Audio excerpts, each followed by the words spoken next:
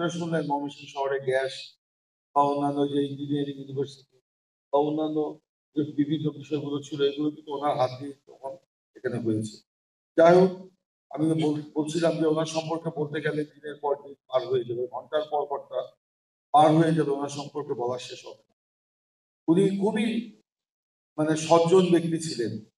আমি যখন ওনার বাসায় আসতাম, উনি আমাকে জোর করে ওনার সাথে লাঞ্চে বসিয়ে দিতেন। খুব সিম্পল খাওয়া, একটু ভাত, একটা সবজি, একটা মাছ, একটা ডাল, এই দিয়েই কিন্তু উনি তার লাঞ্চ সারতেন। আমিও খেতাম ওনার সাথে বসে। অনেক আলোচনা হতো রাজনীতি নিয়ে, সমাজ নিয়ে। খুব চিন্তা করতে যে সমাজকে কিভাবে এগিয়ে নিয়ে যাওয়া যায়, শিক্ষার হার কিভাবে বাড়ানো যায়, কোয়ালিটি শিক্ষা কিভাবে স্কুলে স্কুলে সেটা পৌঁছে দেওয়া যায়, এগুলো অনেক বিষয় উনি চিন্তা করতেন।